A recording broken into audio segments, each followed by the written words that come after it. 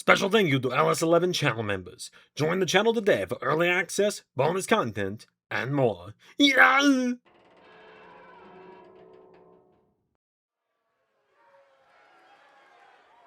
Hello, LS11 Universe, it's the Doctor. And it's KJ Elliott back for one more week of Lethal Lottery.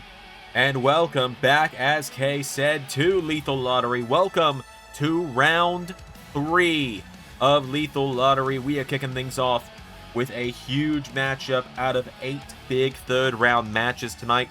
This is the first week where an entire round is done in one sitting. Next week will be the quarterfinals, and we will find out tonight in our main event if Kay will be back again next week. I do also want to give a shout out to Kay for being here last minute on Thursday for TNA as well, after the man that we will be seeing in the main event tonight, Zander number 3, decided he had more important things to do, and those important things to do were named Lady Flammer. I'm glad somebody in the locker room could be professional this week, because man, V3 really hasn't been showing much professionalism lately. Well, you know what? I'm going to hold that joke in for a little while. He's coming out later. But we are kicking things off in the first match of round 3 with the head of the board and the man that called out the TNA Tag Team Champions Finjuice alongside Chris Jericho on Thursday night this past week, just before Kay joined me on commentary. And also the man that teams up with Chris Jericho, the WWE European Champion Joe Hendry, and a mystery partner tomorrow later tonight rather, at LAW, working for the weekend. It is the King of the Universe, Zander Carver, who has made his way to the ring. Man, I gotta tell you, I don't want to go too far off track here, but I'm a little bit antsy right now. I got a big match too tonight with working for the weekend. I'm very antsy, but I'm trying to stay professional. We're gonna see my opponent tonight. But I'm calling Lethal Lottery. I got a big match tonight. Let's get into it. Absolutely, is teaming up with ZC tonight. The King of the Universe teams with the King of TNA, as here comes Frankie Kazarian to the ring. So my question, can the pair of kings, can Frankie Kazarian and Zander Carver continue to miraculously get along in this tournament, especially against an established team, a team that, like we joke about, for some reason the wheel was like, you know what, let's give them an established team and put the Rascalz of all teams together. Can the pair of kings continue their role against a team that has been teaming together for a while now? They've been teaming together all season since all 4 Rascalz came together. They have a lot more cohesion. Obviously, these two have been at each other's throats, and so it'll be an interesting clash of teamwork versus kind of more of an egocentric type of a deal on the other side. I mean, you're absolutely right. It's a miracle Zander and Kaz have coexisted for 3 matches now. But now tonight, with every man in this matchup involved in another match later today at Working for the Weekend, well, at least one of these two, for sure, Myron or Trey, if not both, because we know that the Rascalz team up with Elizabeth Bell against the Klon later tonight. It wouldn't shock me if Trey Miguel was on the team with Eliza, seeing as he has shot his shot so many times with her. But also, Kaz teams up with Alexander Blackstone tonight in a Fatal 4-Way Elimination matchup to determine who's challenging either the Circus of Chaos or the Call League of Nations at Xandermania. But you're absolutely right.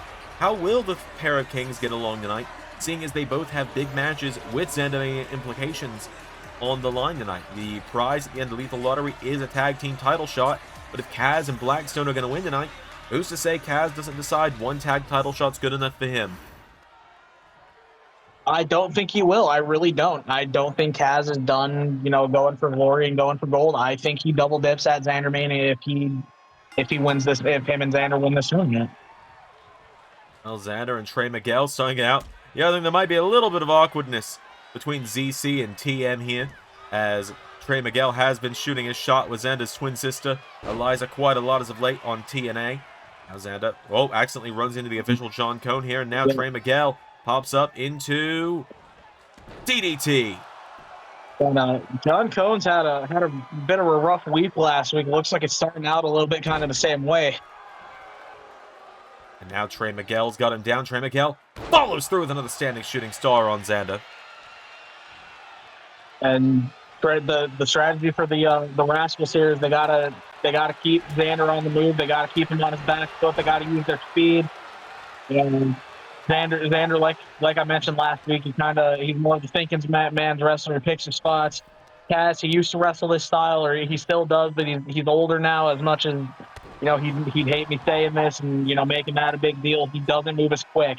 So the Rascalz have got to use their speed. They've got to use their teamwork to keep these two on their back foot. Because if you keep these two desperate, then their egos will start coming out and they'll start playing hero ball, so to speak. I mean, you're absolutely right, Kay, and we're kind of seeing that now as Zander and Kaz with that double team there.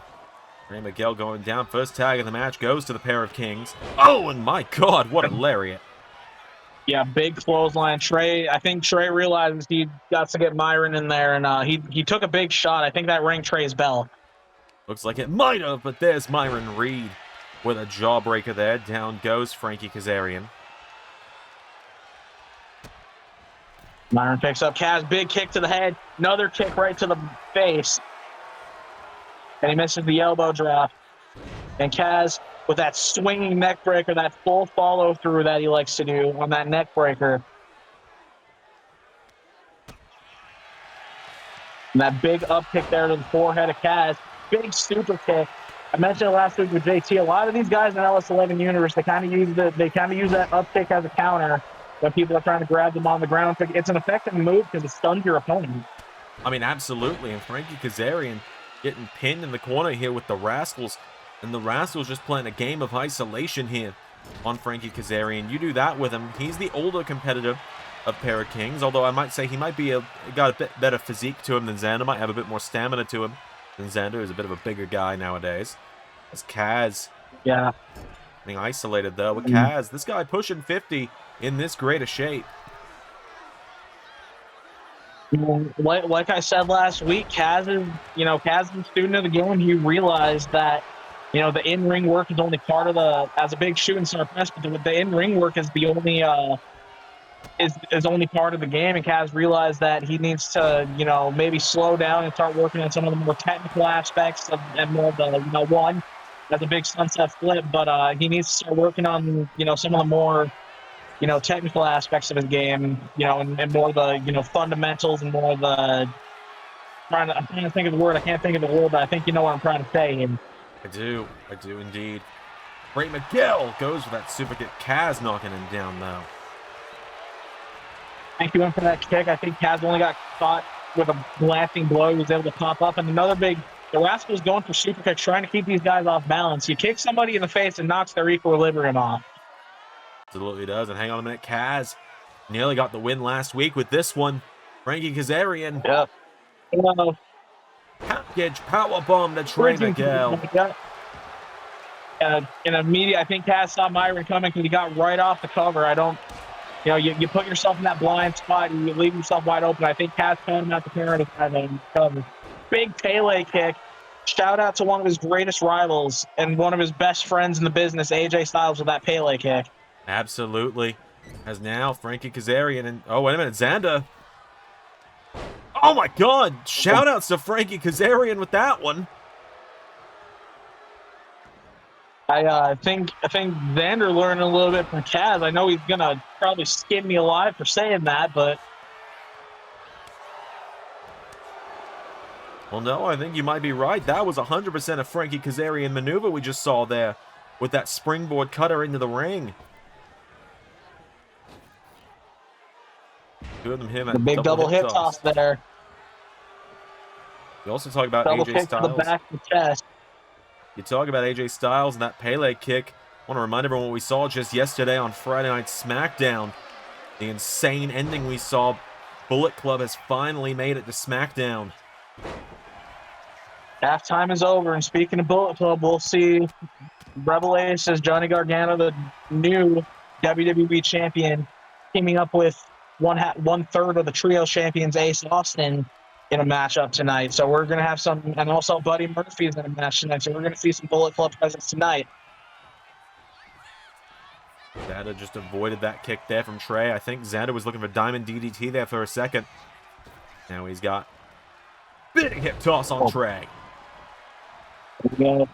Zander starting to get it rolling, but Trey's wise to it. Trey went for a grab, Zander avoided it. Trey with the big fake out kick. He missed the first one, popped up. Zander popped up thinking he was safe, and he got caught in the back of the head. Both men down now. ZC and Trey Miguel both down, but Trey's getting up first.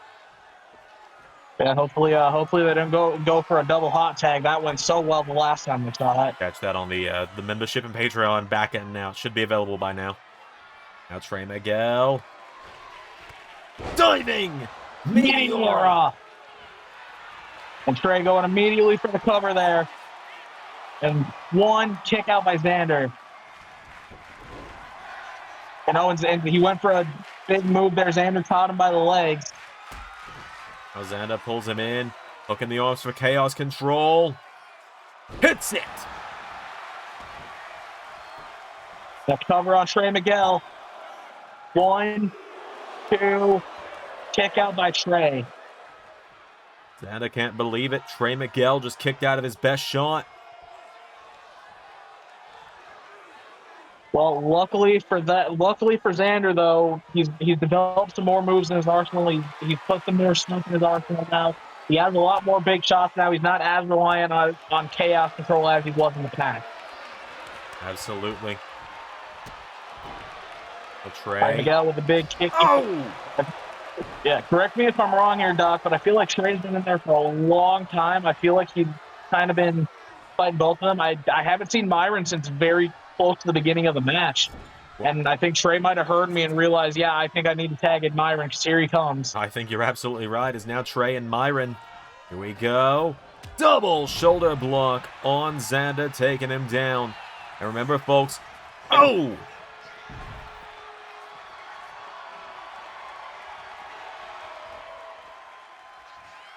You had a thought there? I did, but wait a minute. Kaz throwing Zander out of the way. Kaz takes the bullet from Myron. Takes another bullet for him. He took another bullet for him. And it worked because Zander taking down Myron Reed. Kaz kind of just shooting Zander a glance like, you're welcome. Zander now up to the top rope. Zander heading up to the top. It looks like he's setting up for it. But Myron popping right up. Zander rolling through. The big clothesline now does Zander. Knocking down Myron Reed here. Double axe handle knocks him down. Now Zander. Myron back to his feet, and Zander. I believe this was how he and Kaz got the win last week. Mars. Star. Power.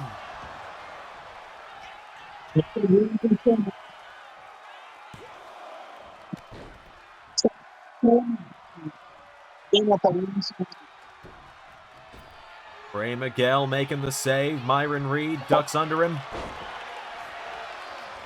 Zander now, hold on. Zander sends him across the ring into the corner. Tag is made to Kaz. And wait a second. Kaz with a massive lariat. And Kaz with a weapon there. The young goat rolling out of the ring and realizing he's in dire straits. I think I feel like that was instincts. I feel like if Myron had his wits about him, he probably would have tagged in Trey. Well, and Zander helping catch Kaz on the way down.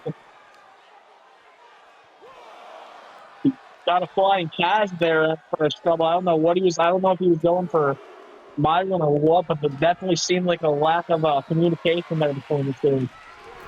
It seems like it, but it might have paid off because I think Zander being there helped cushion the impact for Kaz, who hits a massive frog splash on Myron. 1, 2, step out. Oh, wait a minute. Zander taking out Trey Miguel. Yeah, this feels like this is for my sister, I think. And Kaz, flux capacitor. capacitor. That's covered by Kaz. 1, 2. Pair of Kings moves on to the quarterfinals of Lethal Lottery.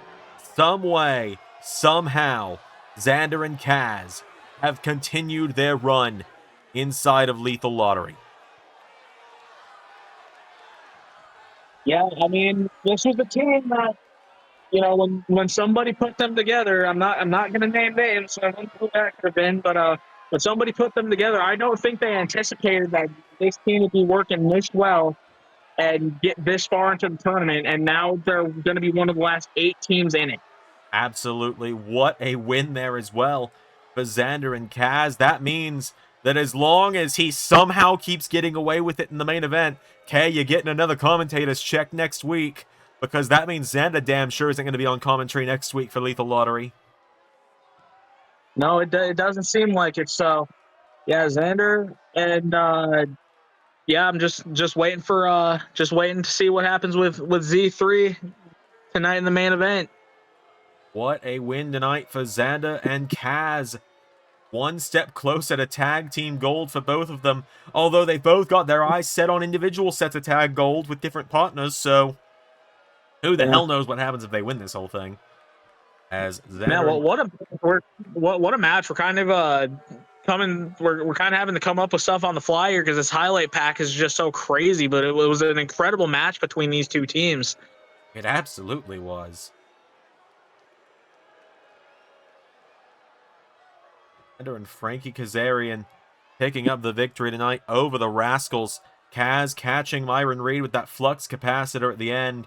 The pair of kings move on to the quarterfinals.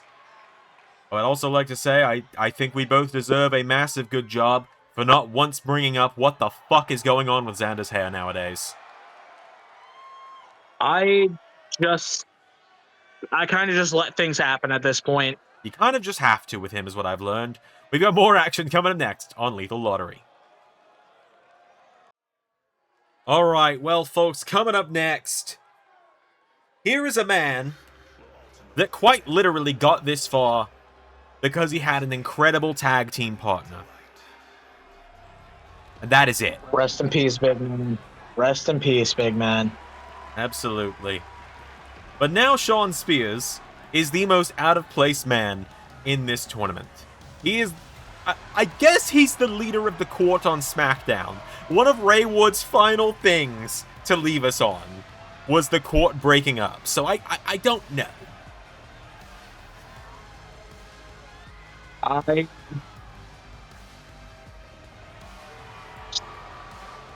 do not like Shawn Spears.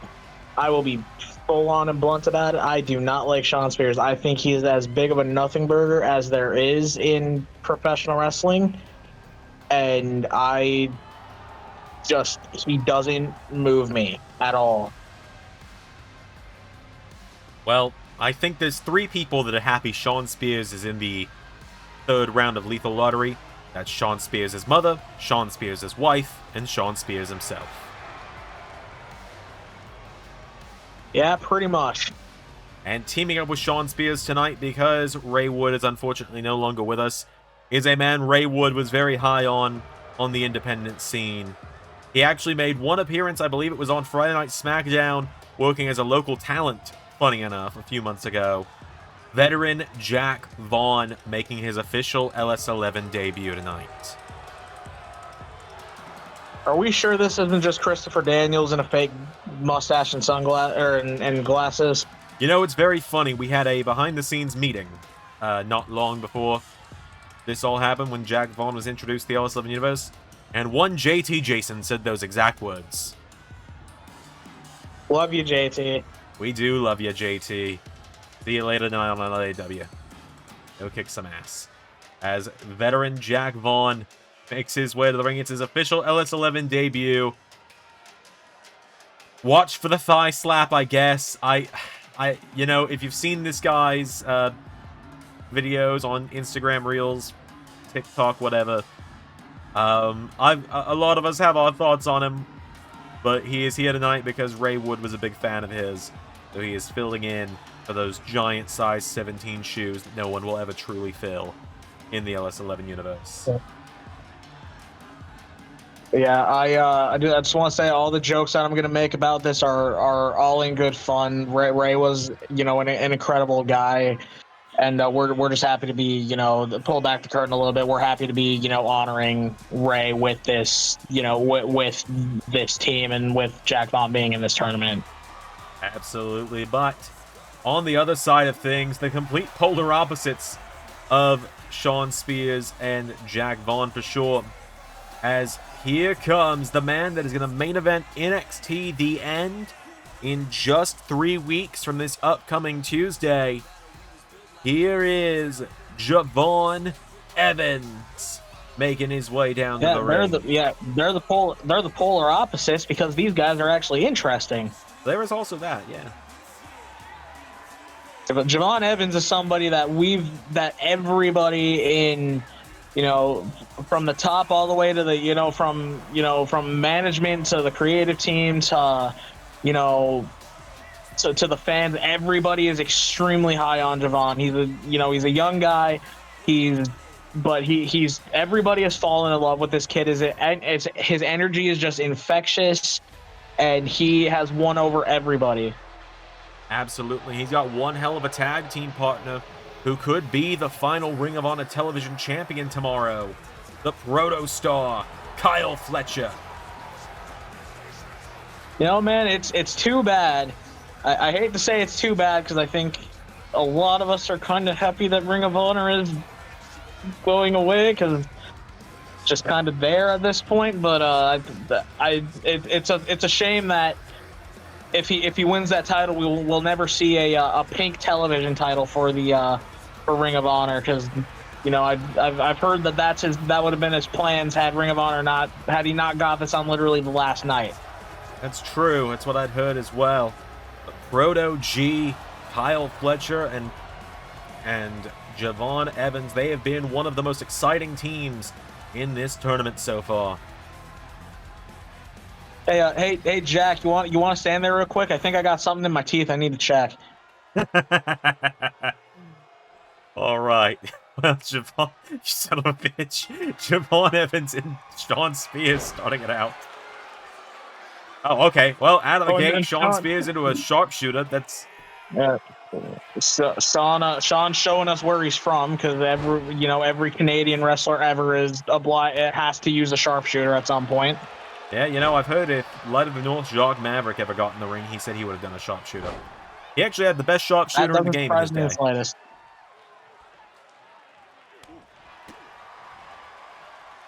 Spears grabs onto Javon, scoops him up. Javon into a big drop. Javon, big drop kick. Right on, looked like it caught Shawn on the chin, or grazed the chin because it didn't drop him, but Kyle drops him like a ton of bricks. Kyle Fletcher, for my money, is one of the hardest, pound for pound, one of the hardest hitters there is. The guy just blasts you. Absolutely, he does. And he and Javon, they work together just so well in this tournament. It's kind of insane. Yeah, considering Kyle's not exactly the most, not the easiest guy to get along with. He kind of has this air about him that he's better than everybody else. But thing is, like, I talked to Kyle, and he told me that he's sick of being overlooked in LS11. He's sick of being, having people, just see him as, a tag guy. He was, correct me if I'm wrong, he was a member of the Death Riders at one point. I think he was just kind of sick of that albatross being around his neck. He wants to start anew. Absolutely, he does. Look at this. Hammering away at the head of Shawn Spears. You know what? Kyle Fletcher might have just become my new favorite wrestler. And Jack Vaughn is, well, he's there on the apron. It's kind of just him in general.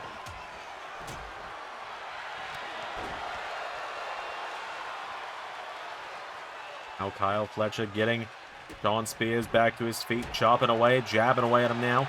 Shawn Spears with that jawbreaker.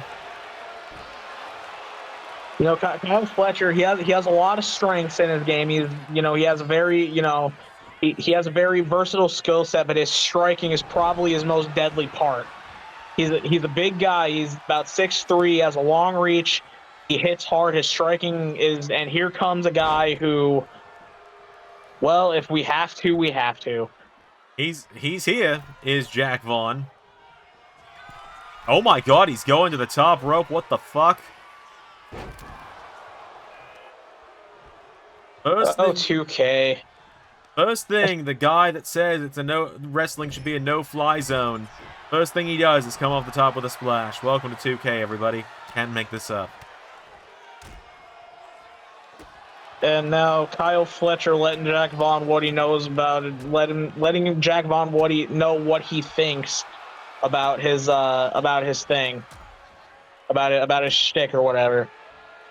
Kyle Fletcher getting Jack Vaughn up to his feet here, and Kyle Fletcher, the proto star, knocking him flat there. Yeah. You know, if you know anything about me, you know I'm a sucker for a great mustache, and I will say, out of anything, Jack Vaughn does have a great mustache. You know what? That he does.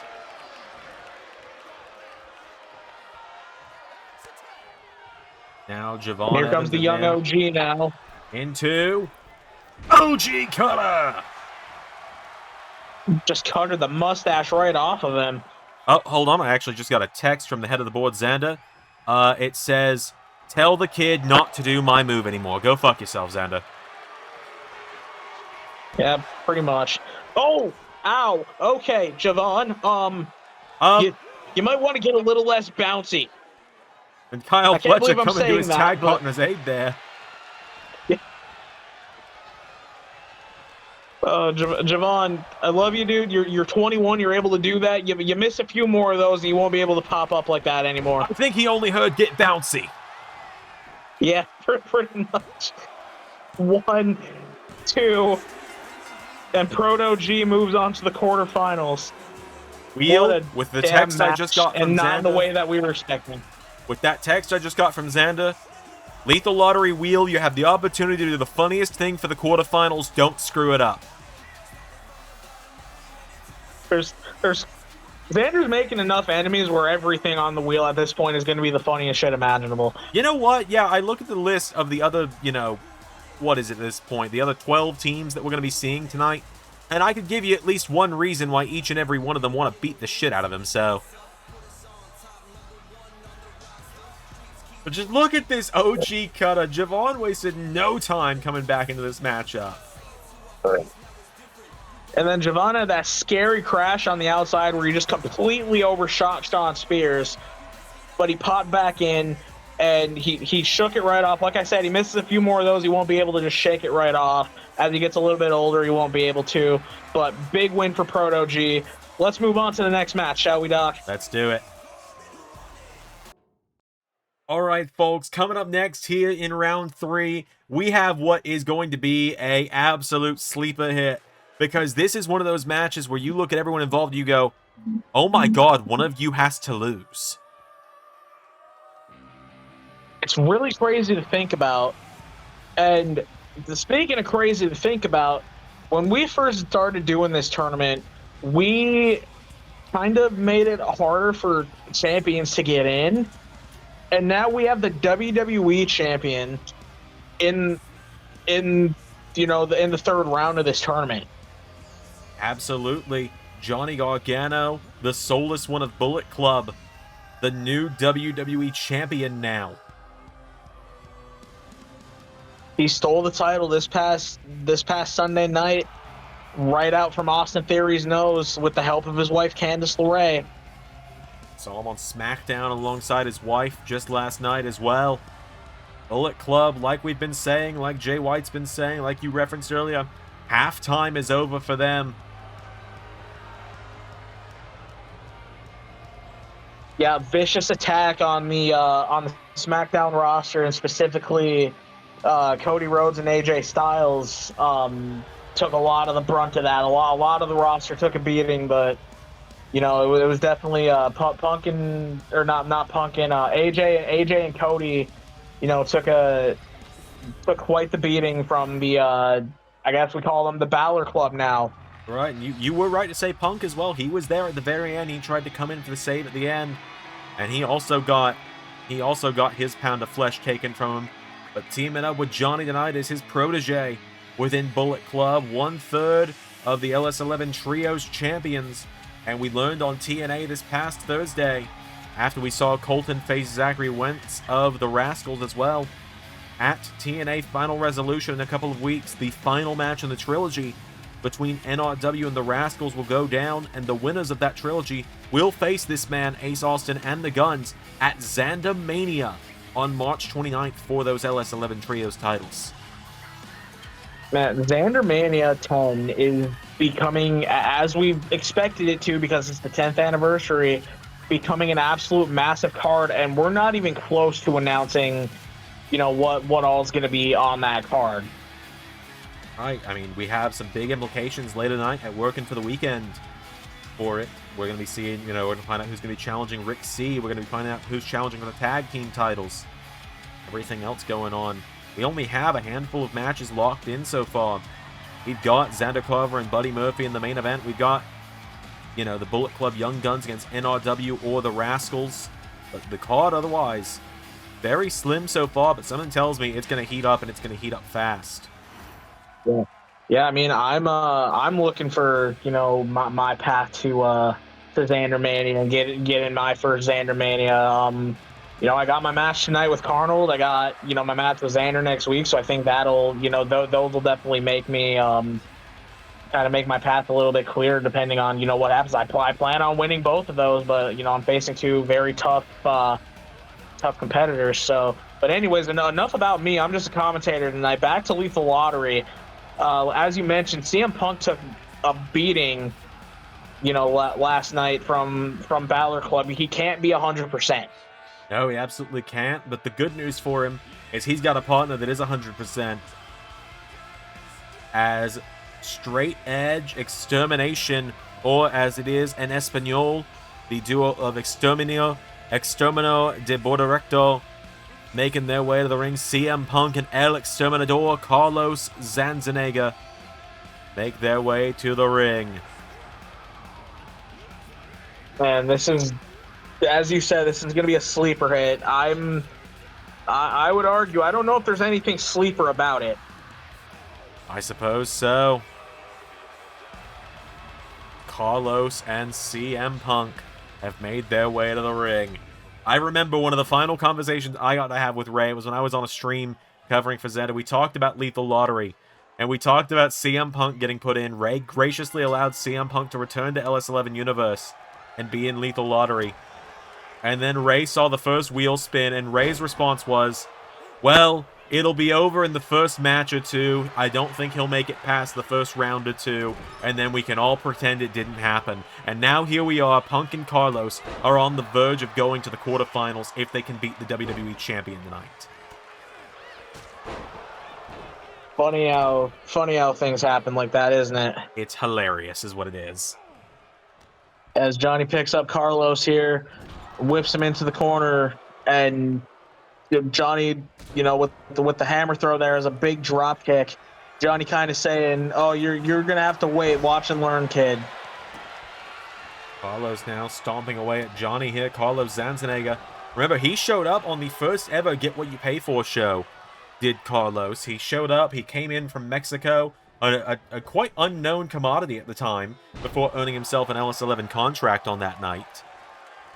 You know, on that night, The Miz, AJ Francis, and Frankie Kazarian tried to pull a fast one over Axiom and the Lucha Bros by turning it into a 3-on-4 handicap match, adding El Grande Omosicano. Axiom revealed that he had a feeling something like that was going to happen, so he had gone to management. He had found a luchador that just happened to be in town the night of Get What You Pay For, the first edition, the second one coming very soon. And Carlos Zandzenegger arrived and took the hearts and won the hearts and minds of the LS11 universe. There's a poison rana there from Johnny Gargano to Carlos Zandzenegger, El Exterminador. And now I think he throws them into the corner, and now here comes Ace Austin. Rebel Aces now looking to work together with a big kick there to Carlos. Ace Austin is a talented kid. He's somebody who's being courted quite a bit in LS11. He's considered one of the biggest rising stars of LS11. Really started coming on towards the correct me if I'm wrong, towards the end of last season, coming into this season, kind of started turning it on and started really turning heads. And no secret, a lot of people wanted him. We saw him. We've seen him talking to general managers, and we saw him talking to DDP not too terribly long ago. Wonder what that was about. Right, we've seen DDP just about everywhere in LS11 at this point. He must be really shilling that yoga. I was about to say, big clothesline there from Ace Austin to Exterminador, but CM Punk now coming in. It's the voice of the voiceless. And Ace going for the super kick there, and CM Punk saying, "You got to wake up earlier in the morning to get one on me, kid." It would seem is the best in the world now. CM Punk firing away at Ace Austin. Generational clash here. A dream match that nobody really knew they were dreaming about, if I were to say so myself. I think I gotta agree with you on that one. Is a big clothesline there from Punk. Boots to Ace down. CM Punk though. What a German suplex from Austin. There's a lot of matches I feel like that, people kind of in the back of their mind were like, oh, this would be a good one. But a few years ago, nobody thought Punk would be, back in wrestling. And, now he's back full force. He seems to have found his love for it again after a few years of kind of denouncing the profession. And now a big suicide dive there from Johnny Gargano. This is the match that I think everybody's wanted to see for a long time. Exactly. Long-time LS11 fans know. Back in season 4 or season 5, when CM Punk returned to WWE, Johnny Gargano was the first man he faced on Monday Night Raw. Following his return, he faced AJ Styles in his return match at Clash at the Castle, and then he faced Johnny Gargano the following week on Raw. As Gargano, wait a minute, looking for goes for sweet chin music. CM Punk has the WWE champion up. Channeling, yeah. Go to sleep. And go to sleep. And Ace Austin realizing the urgency of the situation. I think that's something that, as braggadocious as he can be, I think that's got to be a king switch. It's got to be a switchblade learning of, like, you always have to have urgency as a fairy tale ending. I wonder who that was a shot at. Shout outs to the new TNT champion with that one.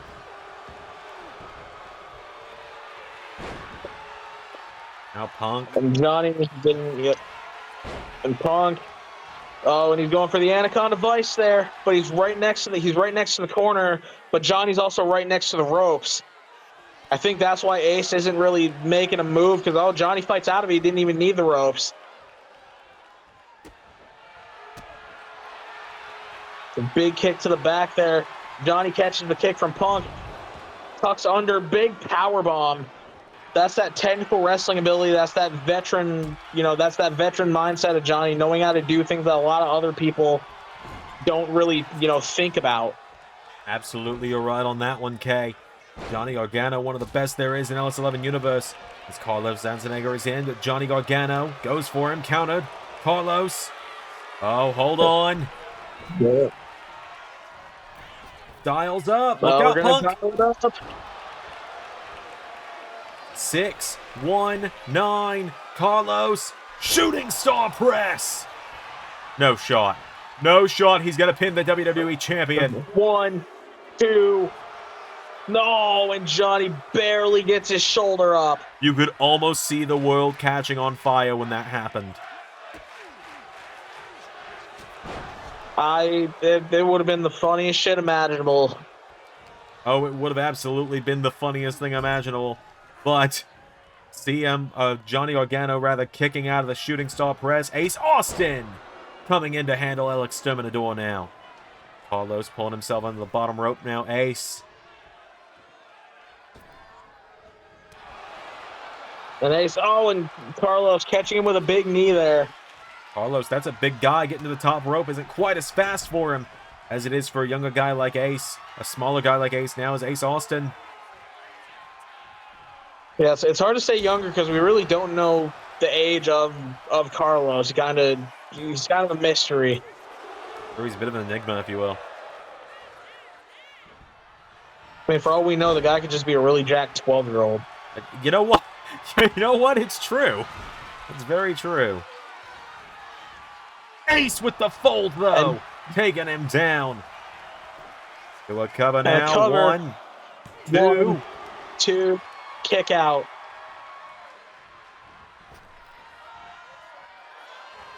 Now Ace Austin up to Ace the top heading rope. up top here.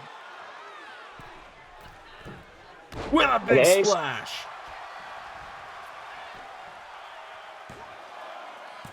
One, two. Kick out by Carlos. Carlos staying in it now. He knocks back Ace Austin. Carlos. Superman punch. Look, all I'm saying is some of these moves are a little familiar. Roman Reigns is not as slick as he thinks he is. You know, man, everybody tries to reinvent them. Everybody tries to reinvent themselves at some point. Look, I mean, Even a guy who has confidence in his abilities as Roman Reigns. Everybody reinvents himself at some point. It's true. You know, he lost to Jacob Fatu these last couple of months. He lost to, you know, he's had a rough few months. It could be Roman Reigns under that mask. That's all I'm saying.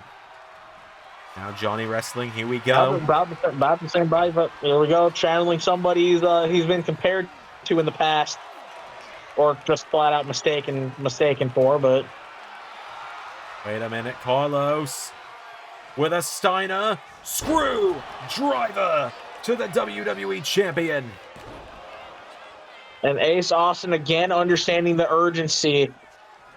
I'm not quite sure how that wasn't a rope break. I feel like Johnny was very close to the ropes, but I'm also not at a great angle for me. So I might be wrong. 100% sure. Wait a minute. Johnny Gargano taking out the legs of CM Punk. Gargano goes for the enziguri. Punk countered. Johnny goes for the kick. Punk. Yeah. And you know, a lot is made about the amount of matches that, you know, people compete in. There's a lot being made about Seth Rollins being in his 200th match. Johnny Gargano is also very close. If I did my math correctly, this is 192, 193 for Johnny. Johnny's been here, you know, grinding the way Seth has. He's number 2 all time.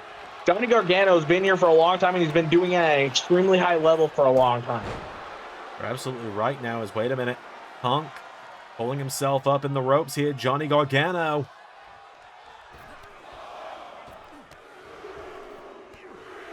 Big shots to the small of the back there for Gargano on Punk. Johnny, here we go. Gargano. Oh, wait a minute. Oh, Punk caught him in there. Punk to sleep. And busted Johnny wide open. 1, 2. CM Punk has just pinned the WWE champion. The best in the world getting the win tonight.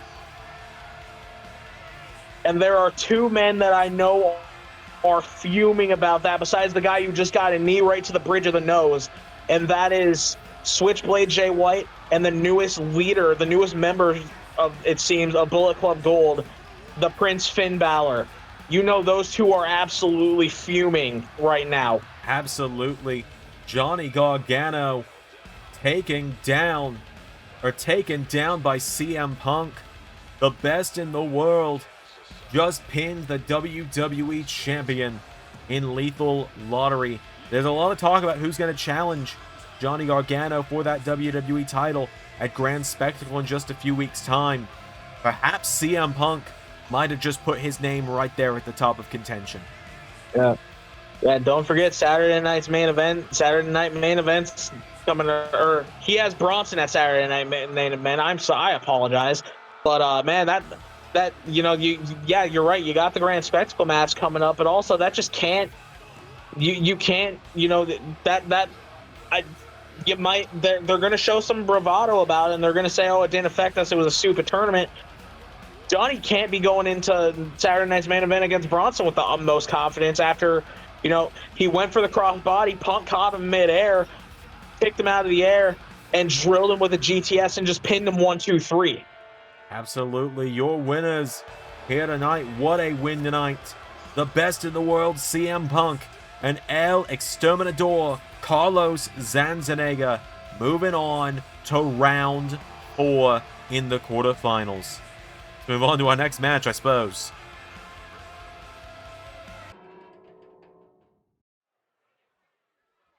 You know, Kay, I've been looking at the bracket a lot tonight with the people we've been seeing. And there's some times where I see someone on this run of who's going to be in Lethal Lottery, and I ask myself, how the hell did we get here? I said the exact same thing when I realized this. You know, fuck it, we've all. Apparently, because Danhausen, the very nice, very evil, multi-time hardcore champion, one-time TNA digital media champion, making his way down to the ring. Set for action tonight. Danhausen, a beloved character within the LS11 universe, a beloved member of the LS11 roster, that is for sure. Danhausen has made his way down to the ring.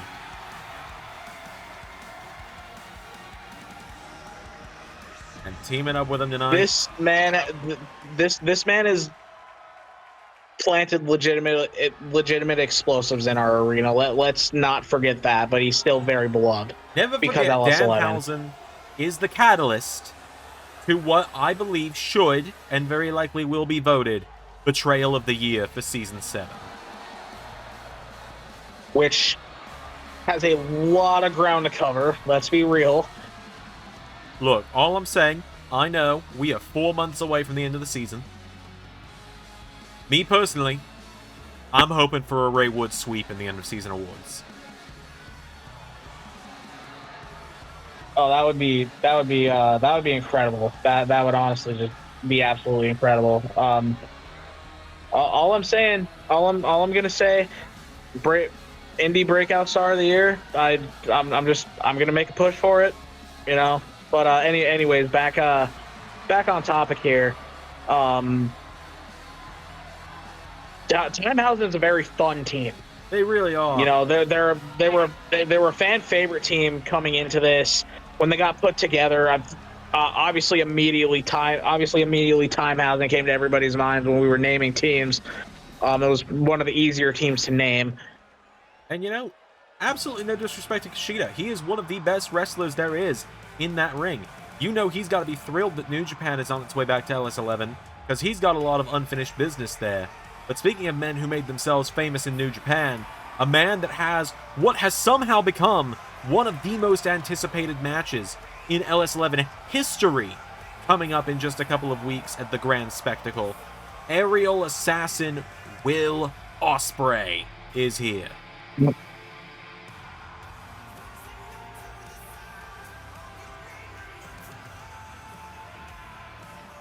Yeah, all I'm gonna say is that match is going to. I'm making a prediction now. I think Carnold Zandzenegger versus Will Ospreay might make a push for match of the year come end of season awards. Since we're talking about end of season awards, not sure where it would fall because they both compete in different brands, and I know each brand has their own kind of jurisdiction on the separate awards, but wherever it falls, it could absolutely. I think it'll make a push because holy shit, holy dream match again that nobody thought they ever wanted. Absolutely. And speaking of dream matches and dream teams here, this team of Will Ospreay and the AAA Gift of the Gods champion El Mesias, they have been an unlikely duo that has taken the LS11 universe by storm this tournament. Aerial Death has become beloved and just absolutely dominant.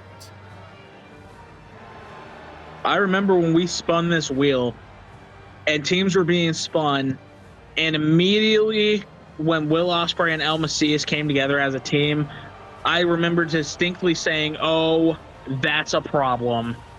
Absolutely. I remember I was watching from home while Zander, yourself, and everyone else was spinning these teams that night. I remember believing the same thing. I also remember being spun to team up with Matt Cardona And then he pulled some backstage politicking BS, and I got stuck with Jack fucking Cartwheel. But that's neither here nor there.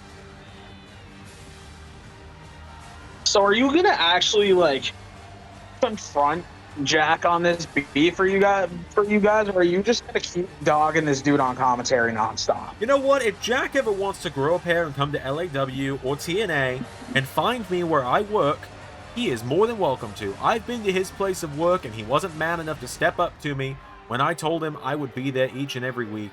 So, if he ever wants to find me and talk to me about this, he knows where I am. That's all I'm saying. As El Mesias has made his way to the ring, he is 1 out of 12 defenses in to his Olympus challenge. We'll be finding out who his next opponent is in the near future, as Danhausen and Will Ospreay starting this out. What a sentence that is. And I'll take sentences I never thought I'd hear for 1,000, Alex. Absolutely is now Ospreay taking down Danhausen there.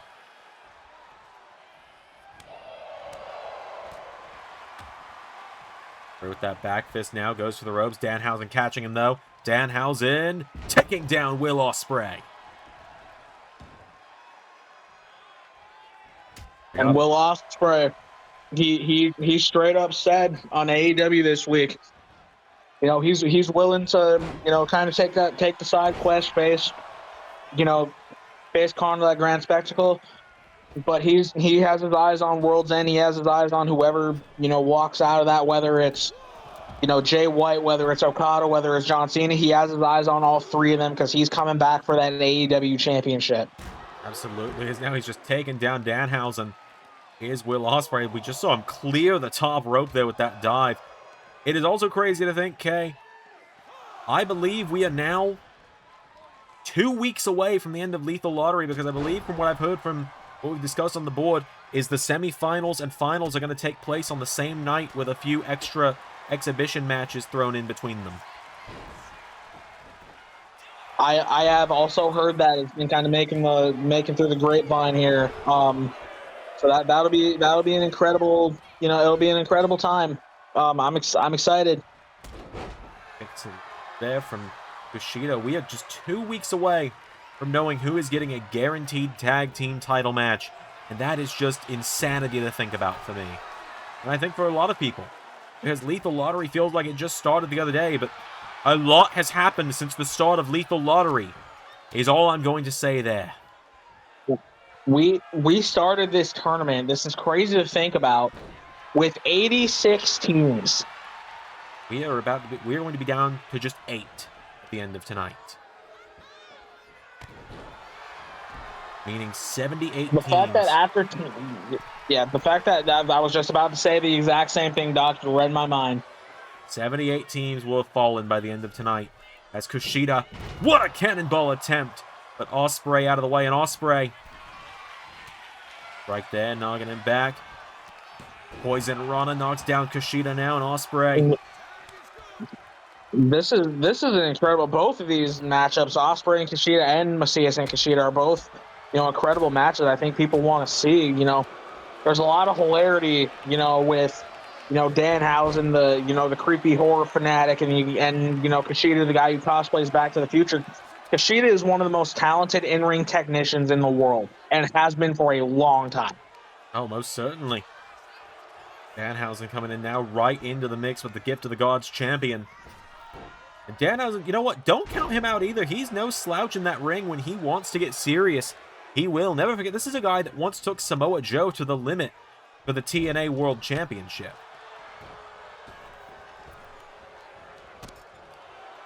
Danhausen, he does a lot of, you know, crazy stuff. He says a lot of zany things. A lot of it's mind games. A lot of it is mind games with Danhausen. He is a very capable wrestler in that ring, but he uses his mind. He uses his brain. A lot of people think he's an idiot. Danhausen is not stupid. He knows how to use his head. He knows how to use mind games to get people on. He knows how to get under people's skin and take advantage. He most certainly does. But right now, the only thing getting taken advantage of is Danhausen by the duo of aerial death, as Will Ospreay Powerbomb to Danhausen. Float over powerbomb. And the thing about Danhausen is he's kind of had a rough go of it this season. You know, he's had some funny moments, but you know, at a lot of the big matches he's been in, he's come up short. And you know, he hitched his wagon to Buddy Murphy. He thought he found a legitimate friend in Buddy, and Buddy kind of just showed his true colors on him when a better opportunity, you know, came a knock. And now in hindsight, I wonder if Buddy's wishing he would have stayed with Danhausen, because I'm not sure anything. I'm not sure if things would have been any better or worse if he would have stayed with Danhausen, but that's another story for a different time. But Danhausen with the cover, Ospreay kicked right out. Can't forget there we were. I didn't want to cut you off, but Danhausen just took an Oz cutter and he's somehow still going through all of it as well. And Ospreay kicking away Danhausen there. And El Mesias, don't forget, I mean, I'm sure coming up here he's going to have his second defense of that Gift of the God Championship. And it'll be interesting to see when it'll happen. And we also I've heard, oh wait before I say anything, Stormbreaker. 1, 2. Ospreay puts away Danhausen before I could even finish my thought. Convincing fashion there as well. But what I was going to say is, you know, first off, congratulations to Ospreay and El Mesias for their big win. I was going to say, don't forget, Doc, I'm hearing through the grapevine that AAA is going to be coming back here very soon. We're going to have some announcements about AAA and New Japan. We're going, you know, we're going more international full time with Japan and New Japan and AAA. And I believe we got some announcements coming up very soon about AAA and New Japan and their, you know, those respective shows that are coming up. Their next big shows. Absolutely, you're 100% correct there, Kay. That is coming up in just a couple of weeks once TNA, Ring of Honor, and NXT have wrapped up. We'll have a bit of a LS11 State of the Union, for lack of better terms. I promise you it'll be a lot more interesting and a lot less orange than real life ones. We'll kind of know when more shows are coming, more international shows. We'll have an update on the relaunch of WCW, as well as who's going to be running it. Although I think some people might have a pretty good idea of who's going to be running it and who's trying to fill the roster. But we'll get to that when we get to that. And we'll have more announcements on the future of New Japan and AAA and where we're going to be seeing and when we're going to be seeing more of that. But that is the first half of our round 3 matches. Let's move into our next one, shall we? All right, well, we enter the back half of round 3. 4 matches left tonight as we kick things off with the LAW Women's Champion making her way to the ring. This woman has been extremely impressive in LAW. Through her father, I've done a lot of training with Cammy. Me and Kay have both been doing a lot of training with Cammy, through you and Carnold, obviously. So I consider myself, pretty close with Cammy, and she's ready for this opportunity. She wants to, prove herself that, in a situation like this where, the situation might not be ideal. She's a big, powerful woman, but she's facing, a former world champion in Cody Rhodes and a very storied veteran, Nick Aldis. She wants to prove that she can hang. And so we'll see how this goes. But Cammy's confident from what I've heard from her. I'm sure you've heard the same thing. Oh, most certainly. This young woman is always confident in herself. And she has a pretty solid tag team partner tonight. I do have to give credit where it's due. She's a former Ring of Honor Women's Champion. She is 1/5 of the Cult of the White Witch, 1/2 of the Sisters of Sin with Julia Hart, Sky Blue, Megan Weather, and she's here in the 3rd round. It takes a lot to get this far in Lethal Lottery. Oh, absolutely. She's a very talented young woman. She's a Midwesterner, just like like myself. We love our wrestling in the Midwest. We take our craft very seriously, and Sky Blue is somebody who, she came in and she impressed a lot of people. She made a lot of fans. She's taken a little bit of an edge to her, and you know what? I say, hell yeah, take that edge to you. You can't be the spunky young kid forever. You gotta develop some edge. You gotta develop a dark side to you. Almost certainly. Speaking of the dark side, over on the other side, we've got a duo that's been dubbed Shadows of the Six, because they're the former leaders of the Six in their own times. The national treasure, Nick Aldis, who, we talked about DDP earlier. We saw Nick Aldis speaking with DDP backstage on Raw this week. Still really wondering what's going on back there. I've had my theories, but I haven't wanted to get too in-depth on those for risk of spoiling anything, but it seems to be a very world-class conversation going on.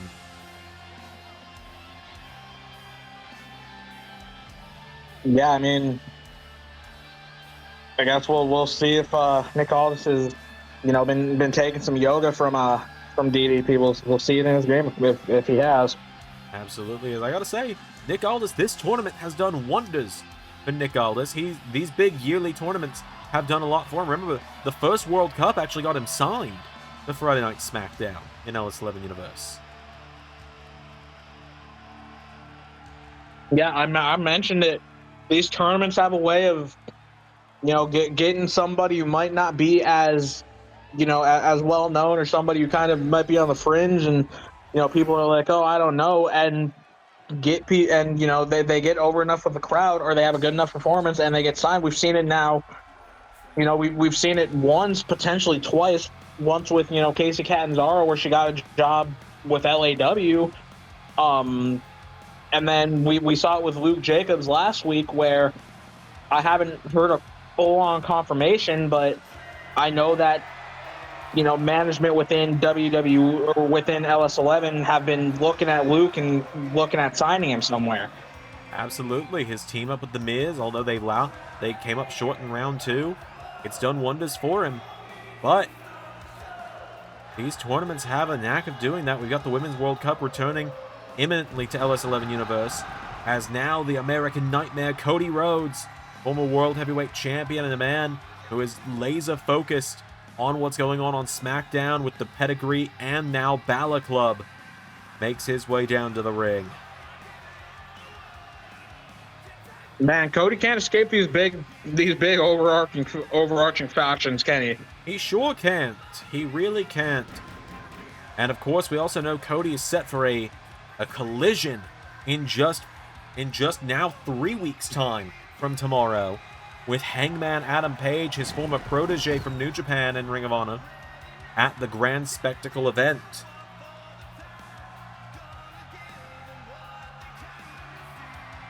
Yeah, that's going to be an incredible match. The Grand Spectacle in general is just going to be, it's going to be an incredible card from top to bottom. I know, I believe it was said it was going to be a 14-match card. I believe 13 now have been, 12 or 13 of it have been announced now. We still got, 1 or 2 more, but as Cammy starting off, and the LAW Women's Champion is just taking the fight to Nick Aldis right now. My God. When you look at it, Cammy Cammy's not staring at the chest or even the abs of Nick Aldis like you would expect, like Sky Blue would be doing. That's a big chick. Seeing her up close, training with her, she definitely takes some traits from her dad for sure. Almost certainly. Cammy she's built like a warrior, that's for sure. Built like an Amazon is how I've always described her. Oh, and there's a big clothesline. Oh, absolutely. Yep, big clothesline. Something that I've noticed with Cammy that she definitely takes after her dad. She follows through on her move. She doesn't stop upon impact. She follows through and makes sure she gets the full impact. And that's something that's made her dad successful, and that's the reason she's now the LAW Women's Champion. Most certainly now is, wait a minute, Cammy. Springboard spear! Shades of her father with that one.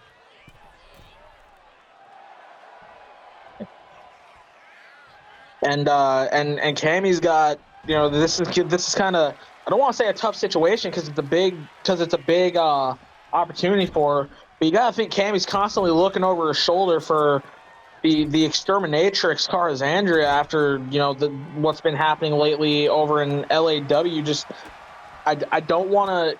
It's you can't help but wonder, is Cammy completely focused on this match, or is she looking over her shoulder? She looks focused, but you kind of saw it there. Like, she kind of has this. Is Cammy a little bit paranoid about this? I mean, from what I know about Carazandria, I would be, and I don't blame Cammy at all if she is paranoid, because Carazandria, as we discussed on LAW a couple of weeks ago, is similar to Carnold, not all woman, but not all machine, part woman, part machine, designed specifically to take out Carnold by a foe that I am not at liberty to say who created the Exterminatrix. It's not above my pay grade, but I am currently sworn to secrecy on the origin of where she comes from. But she was created to take out the Zandzeneggers. I will say it kind of. I don't want to get myself. I don't want to put myself in the crosshairs of anything that I'm not at liberty to discuss. But it kind of seems that from my LAW that there is somebody that seems to have a very vested interest in this situation. I won't say who because I value my life, but I think you know where I'm going. Oh, I do. I know exactly who you're speaking of. All I can tell you is your hunch is more right than you would like to think. Now, Cody Rhodes and Cammy going at it here. Cody, shades of his dad. Shades of the American dream here.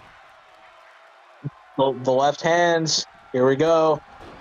And so Cody usually, Cody's a married man. He's usually very respectful, but sometimes even in these situations, Cody's bravado, Cody's old bravado kind of gets to him.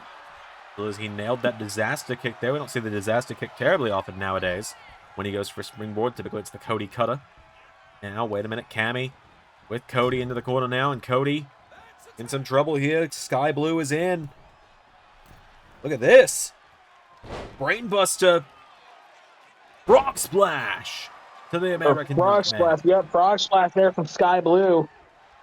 And Sky Blue, this is something that Sky Blue has to do. She can't, I'm at commentators jinx once again, but I was going to say Sky Blue can't try to go, punch for punch, hold for hold Cody Rhodes. He's too big, he's too experienced. And she's got to stick and move. She's got to, I say this with a lot of, especially the smaller girls in this, tournament. They're overmatched, but they, their spunk, their heart, and their speed kind of makes up for it in these situations. Oh, most certainly. And Cody, Sky Blue in the corner now. Cody Rhodes putting the boots to her. The bravado of Cody here doing it right in the opposite corner. He doesn't care where he does it. He's making a statement. Cody goes up to the top rope. And Cody heading up top there.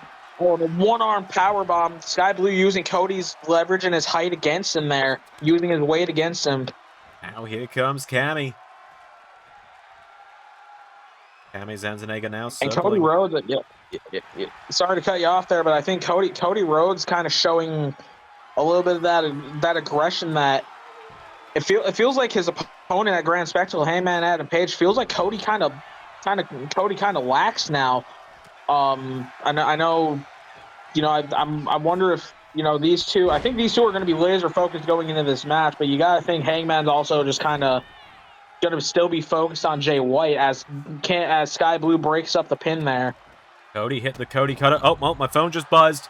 You're never going to believe it, Kay. It is a third text from Zander. I got one in the Ospreay match. I wasn't paying attention. It's a third text that says, "Tell Cody quit stealing my shit." And yet again, we will say, go fuck yourself, Carver. Cody now getting Cammy back to her feet, and Cody with Crossroads to the LAW Women's Champion of the World. 2, 3. No, I hate to say it. There might have been a little bit of a lack of focus. Like I said, there might be a little bit of a lack of focus for Cammy there. She started out hot, and then you kind of saw she looked over her shoulder a little bit, She tagged in Sky Blue, she tagged back in, and then kind of got put away pretty quickly there. It just seems like it just definitely seems like Cammy might have a lot on her mind, but that's not to take away from Cody and all this in this match. Specifically Cody. I feel like Cody kind of just took over when he got in there. Seems like it. He became a one-man ring general, if you will. And the American Nightmare picked up the win. He knocked back Cammy there, and then bang, the Cody cutter. That is the 4th top rope cutter we've seen tonight.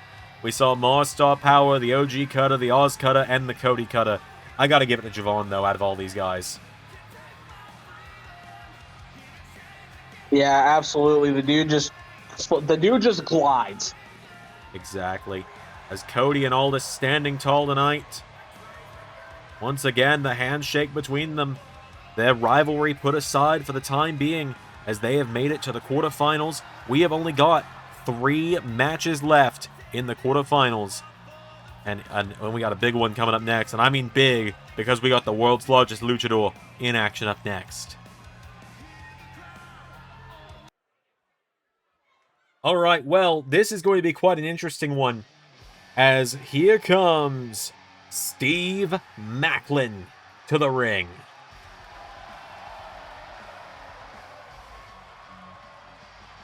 I got a question for you, Doc. I've probably got an answer. I usually do.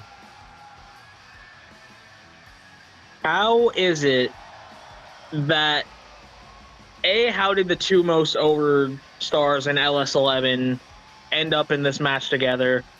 And 2, how are they the 2 most over stars in LS11? Well, A, the wheel is going to wheel, and 2, you put silly things in front of wrestling fans and it's going to work. That's what we've learned, especially with the LS11 universe. The sillier the better. It's why ARW has such a cult following in LS11. ARW airing tomorrow. It's airing on Sundays for the foreseeable future until TNA wraps up, and then it will take its place back on Thursdays. As a little cheap plug there, because we'll be seeing the ARW general manager in a moment here. But you're right, because speaking of the most over names, here he is, the TNA, or the AAA rather, Latin American champion, El Grande Omosicano, making his way to the ring.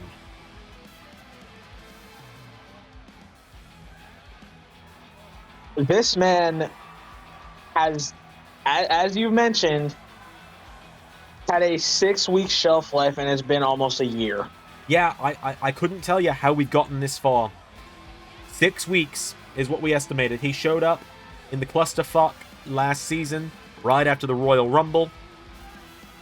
Showed up then. Had a little bit of a run-in with the man we're going to be seeing in just a moment here, in Carnold. Got eliminated by him. And then showed up on Raw. Turned out it wasn't just a one-night thing. Became the Miz's new bodyguard when Omos was off on excursion. And now here we are. And somehow it's working. And I couldn't tell you how, but it's working. Yeah, I mean, he's an incredible talent. He's, Omosicano is a very formidable force. 7'4", obviously very intelligent, because, in that 4-way, a few weeks back at Triple Mania with Triton O'Phantom. I am sorry, I cannot speak right now. Axiom and Atlantis Jr. enlisted the help of Dos Omosicanos, which somehow has just made this even more ridiculous and yet even more over, because LS11, that's why. Welcome to the LS11 universe, folks. With I can't believe I'm saying this, Rojo and Verde Omosicano. I don't know why it works, but it does. But on the other side of the ring, the face of LS11 at this point, I think it goes without saying, he is the face of the brand with LS11 Universe nowadays. The flagship player, the exterminator Carnold Zandzenegger, and, credit where it's due, this is the testament to the true behind-the-scenes working relationship of the LS11 Universe and the Call League of Nations. The face of the Call League of Nations franchise, Lodestar Luminous.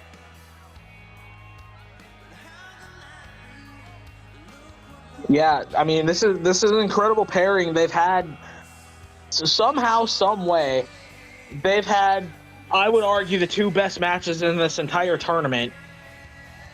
And to make it even crazier, the matches were against the team of Jeff Jarrett and Grado, because again, the wheel's gonna wheel.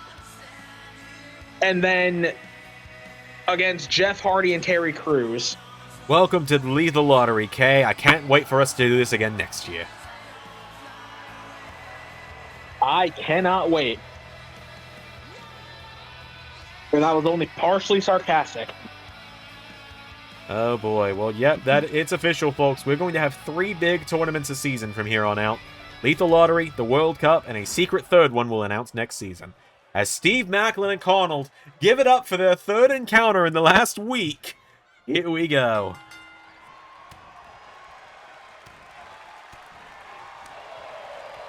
Yeah, it was only supposed to be booked as 2 encounters this week, but the wheel gonna wheel. Absolutely, and only one of them can go on to the quarterfinals next week. A guaranteed tag team title shot awaiting the winners. If Carnold and Lodestar were to win, I suppose if a mixed tag team wins, we know that the AAA mixed tag titles could await, or the LAW tag titles are considered intergender, thanks to Krim Rocker holding them at one point in time. And Carnold kicks out the leg of Maclin here, and Carnold, oh no, face first in the turnbuckle, taken down. Yeah, absolutely. You know, and the thing is I've had my run-ins obviously with you know the League of Nations, and I've had a lot to say about them. They've had a lot to say about me.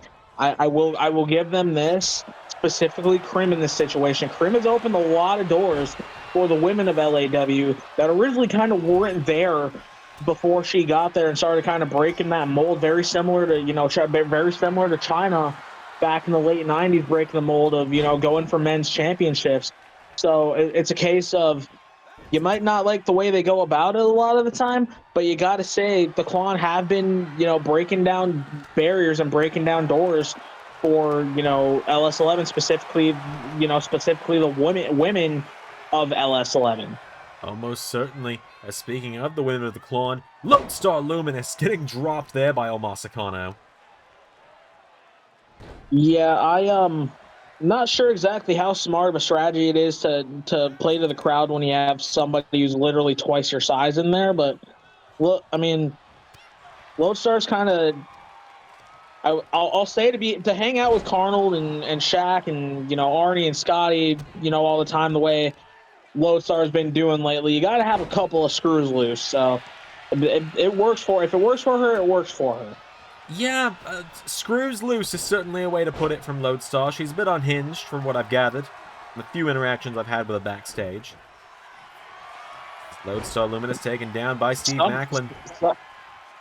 Somehow you could probably argue she's the most normal member of that team now. You know what? Yeah, you probably could. It probably comes down to her and Shaq, if I'm being honest with you. Yeah, you know what? You might be right. Now Steve Maclin, wait a minute. Oh no, Steve Maclin. Equal rights, equal fights. That's what you gotta call that one, as he stomped her in the head.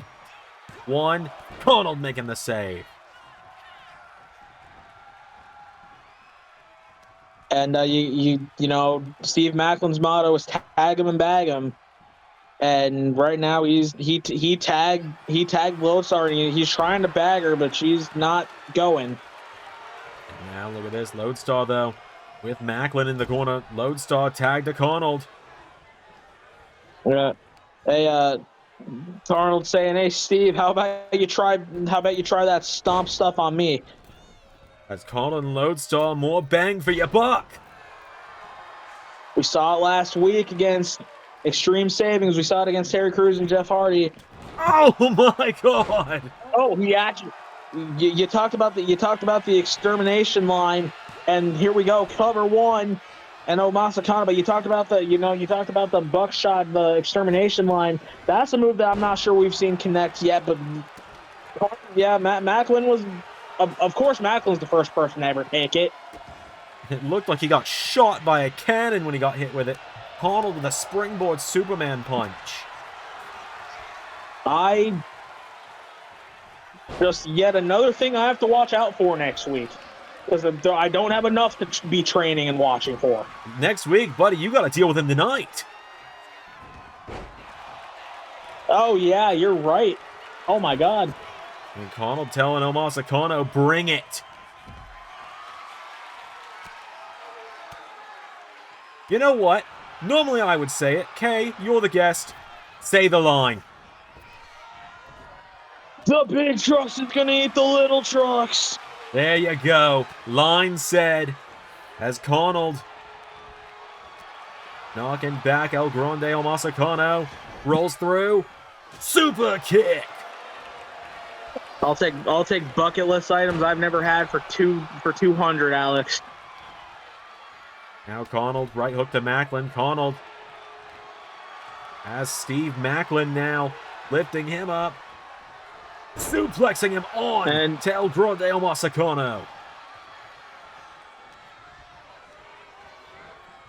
And Steve gets launched into the corner there. Oh no. I've felt this. Me and Zander took this one. We had quite the bonding moment to this move. Good Lord. That's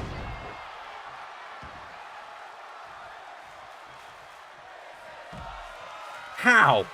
How does he do it? I don't know. Shooting star press. 2, 3. Because apparently Jeff Hardy is better than Omosicano. Really? I never would have guessed.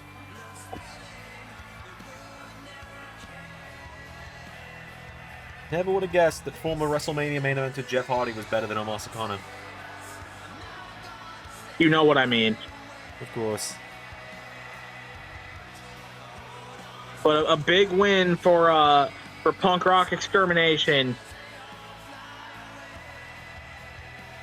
What a win there. Carnold and Lodestar move to the quarterfinals next week. Which means that, my God, what a lineup we're getting for the quarterfinals. And we've got 2 teams left to fill it. And 7 out of the 8 names left that could potentially fill it are incredible. And Zander number 3 is also one of those names. Yeah, he's certainly there. He is certainly there. A good showing there for everybody in this match, but in the end, Demon Time Carnold came out to play again. This, there's really no words to say about that. No, there is not.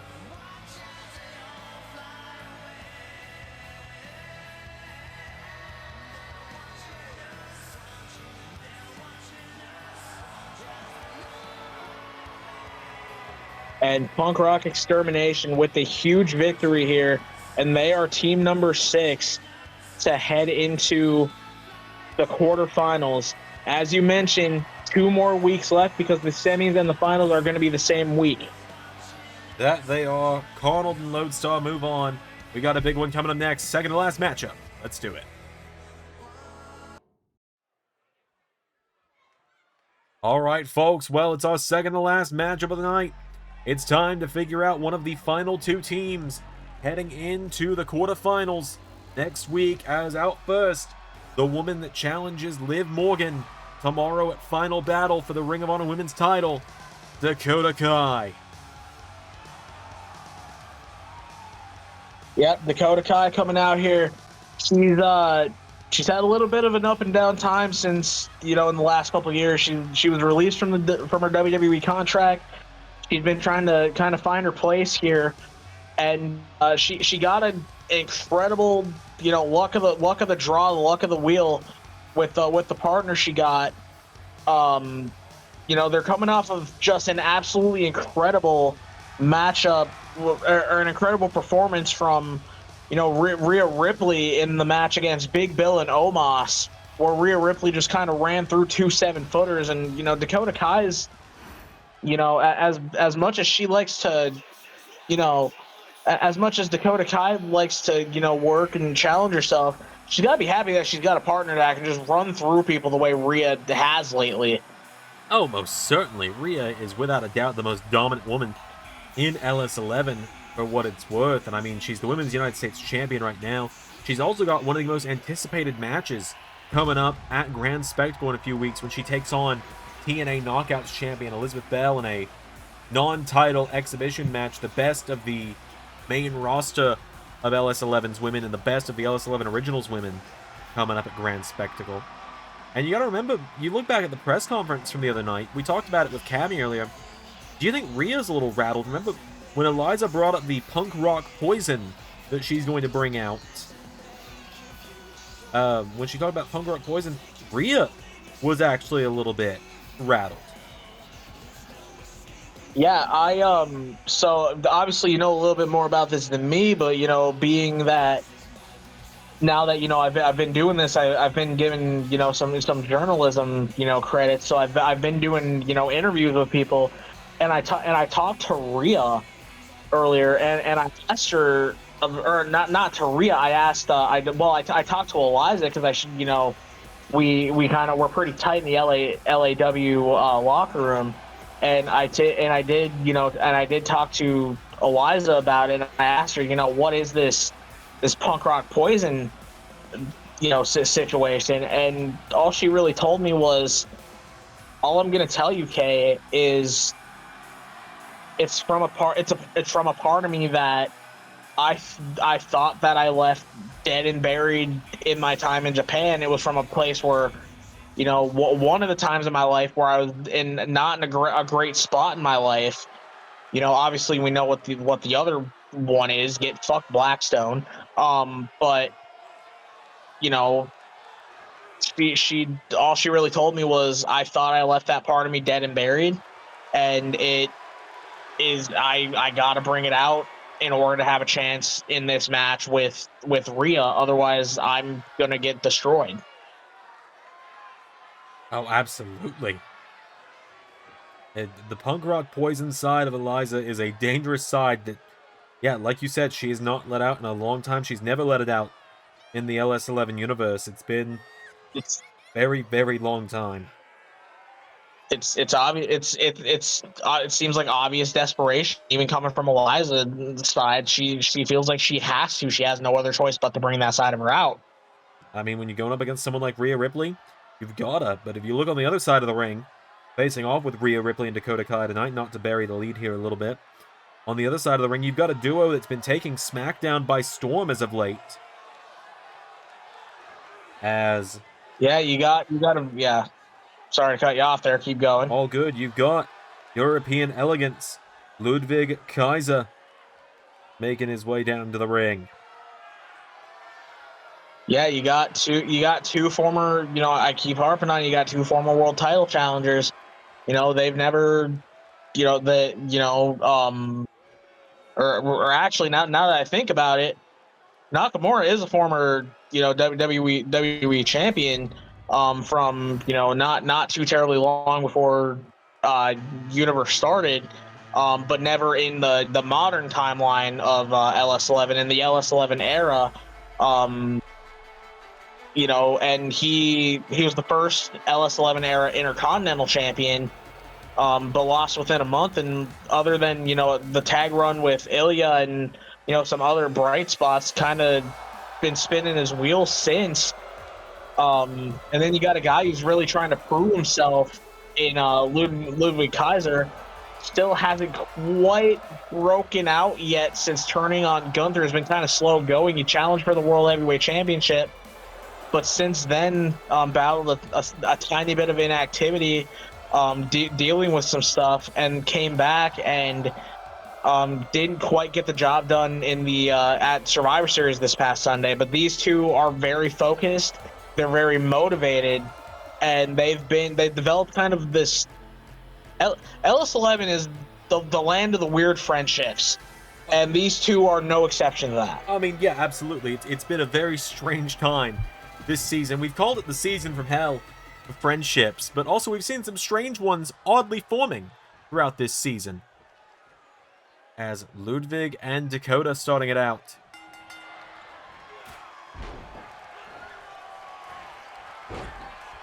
And went for the big drop kick there. And I've made a deal of it before. Kaiser and Nakamura, the reason they've gotten this far, they've had some stiff competition, but they've made an absolute they like to exploit the weak link of the other team. And as much as I know people like Dakota Kai, you gotta think Dakota Kai is the weak link of her team. No disrespect to her, but when the other link of the team is Rhea Ripley, you're generally giving up size, you're giving up power. Dakota's had some injuries in the past that have kind of hampered her momentum. You got to think they're going to be targeting Dakota and not letting Rhea kind of just get in there and start running through people. We're seeing that right now as Kaiser and Nakamura do these frequent tags against Dakota Kai, and Rhea just having to watch on right now. But I mean, yeah, anyone's going to be the weak link when their partner is the 7-year running Woman of the Year in LS11 Universe. There weren't end of season awards in season 1, but we all know Rhea would have won it even when she was in NXT. Yeah, no, absolutely. Yeah, no, Rhea, nobody could really touch Rhea back in NXT. It took the very last of the season, the last night of the season, for anybody to beat her in Candice LeRae. Kind of a funny turn of irony there with both of their allegiances now. Most certainly, but now Rhea Ripley is in. The Women's United States champ is in. And I wonder if Xander's going to shoot a text about he did that better too, as in get beat down from a mount position by Rhea Ripley. He has not stopped bragging about the fact that he has both pinned and been pinned by Rhea.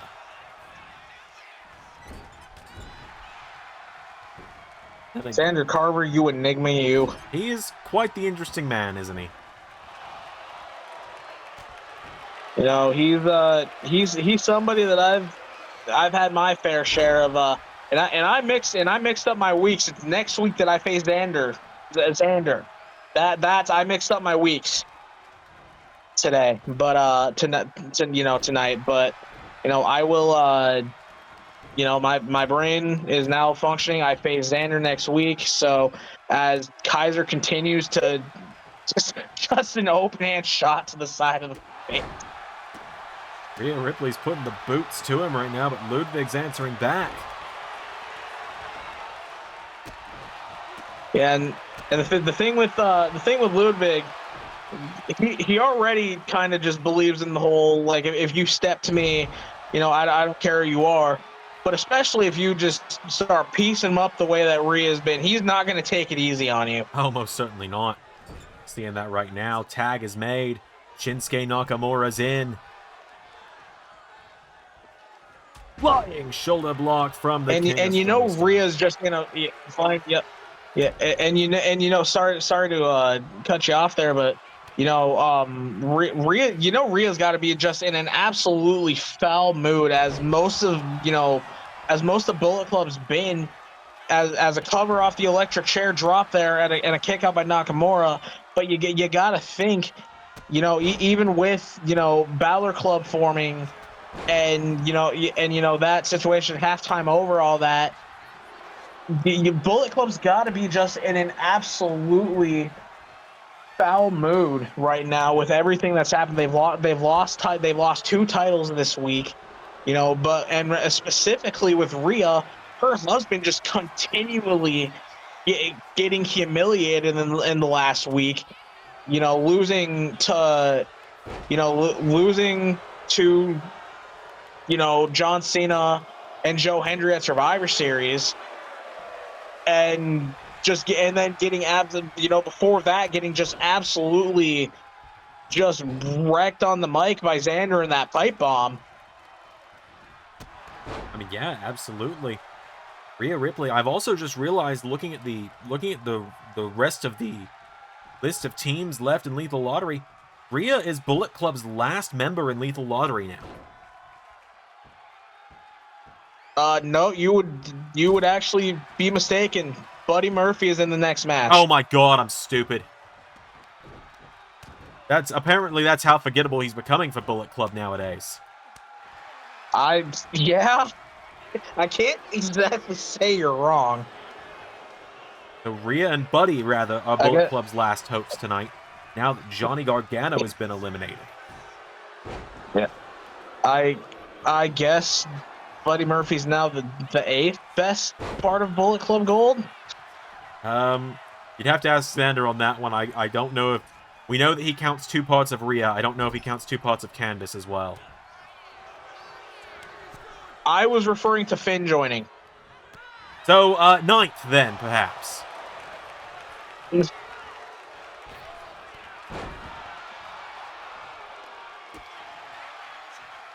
Yeah, you might be right on that. As a big boot from Rhea, and that's a side of Rhea that I haven't seen in a bit. The kind of the desperate tag there. I wonder if the exhaustion and just the week that her husband's had and dealing with that, and then also with Eliza in that situation. I wonder if things are finally starting to kind of fall apart and get to Rhea. You don't see her confidence shaking. Chiropractor on Ludwig Kaiser, but right in front of the corner of Nakamura, who comes in immediately. I mean, between Punk Rock Poison Eliza getting in ahead, between everything going on with the husband, and between the fact that she's got Thea Hale on Raw, who just will not go away and leave her alone, Rhea Ripley is going through it right now, all things considered.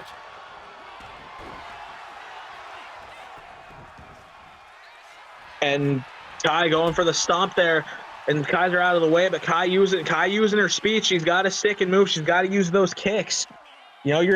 She calls herself the captain of Team Kicks. She's got to show that, and she's got to use those kicks and the DDT there. And as I say that, Kaiser might have just Ripley breaks it right up. Oh, wait a minute, Kaiser. Whoa! Rhea finally got caught. You get one too, Rhea. You get one too, Rhea. Rhea likes to hit and run. She likes to, take these big shots, hit and run. She finally got dropped. King Shasa! And a cover. 1, 2, 3. And Rhea ran in for the save, got dropped on her head, and then Nakamura capitalized on an already weakened Dakota Kai. Team SmackDown, Ludwig Kaiser and Shinsuke Nakamura have done it. An unexpected alliance getting this far. That's the joy of these tournaments, right? You always get somebody, or you get a few people who kind of go farther than you would expect them to go. And you got to wonder, just with some of the teams that have gone this far, one in particular that we'll be talking about next match, but we'll get to that when we get to that. How does this bode for? We've already seen it in the Women's World Cup with the upset of Willow Nightingale on Stephanie Vaquer. How many more upsets are we going to see in the World Cup? Because these tournaments always just seem to breed these underdog performances that people just catch fire.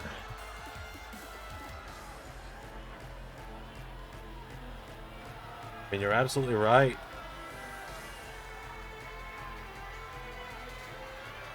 But as Nakamura lands the Kinshasa and picks up the win for his team,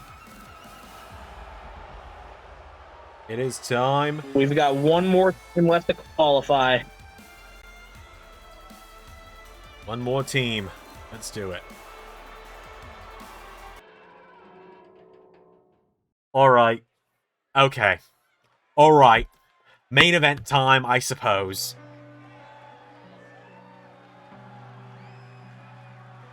Happy 200th match, Seth. Here we are.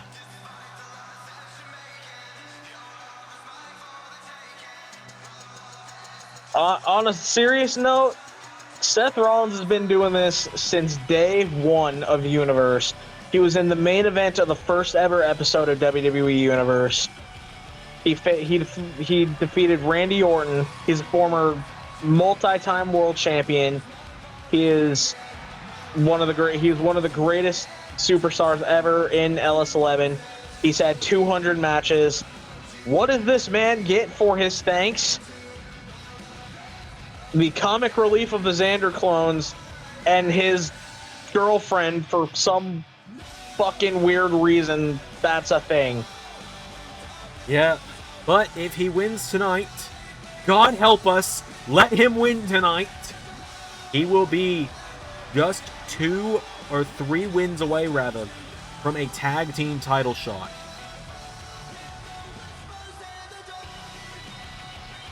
He is coming on. I'm sorry to cut you off there. Yes, Keep going. He is coming off of that heart-wrenching loss to Obafemi this past weekend at Survivor Series. Borderline dog walking, as we called it, at Survivor Series. So Seth has got to bounce back. Seth, we talked about the announcers table, right? And we saw that, you know, Roman and Jacob went through it. Seth didn't get that lucky. He bounced clean off of it. Right. And now Seth teams up tonight with his former protege.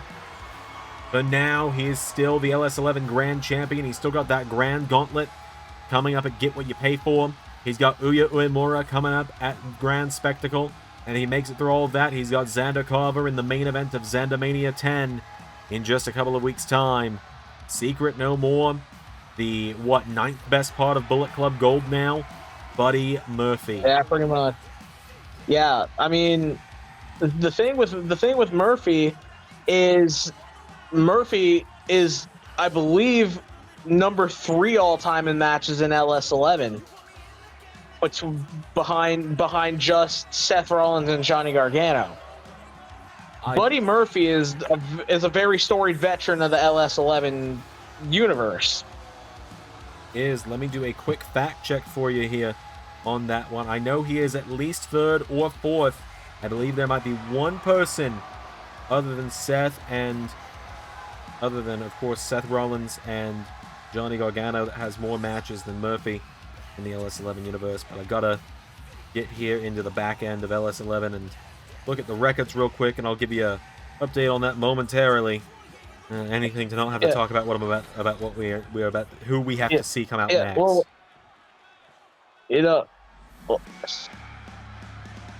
I guess if we fucking have to. Normally he's on commentary, except when he's shirking his duties like he has lately. Yeah, I'm glad I can help you out on Thursday, by the way, Doc. Thank you for that. Let's see. Let me get the total here for Buddy, or I'm wrong here.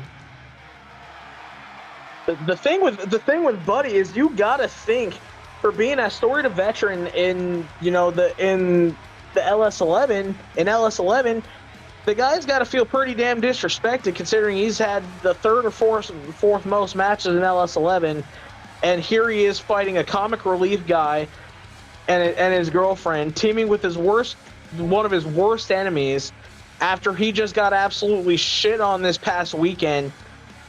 Got dog walked by John Cena and Joe Hendry, and then watched his beloved soldiers suffer the same fate and lose their world championship. Not to mention, just a couple matches ago, his wife just got bounced out of Lethal Lottery. Exactly. I did just run the numbers.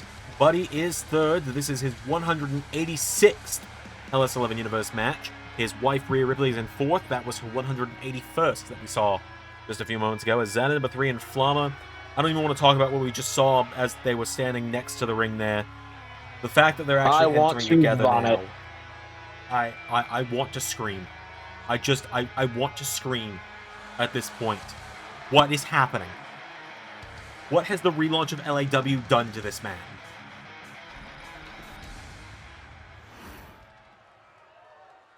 Remember when you said, "Yeah, buddy, go for it. Go get back in the ring, I guess." I feel I'm to blame for this, in some deep sense of it.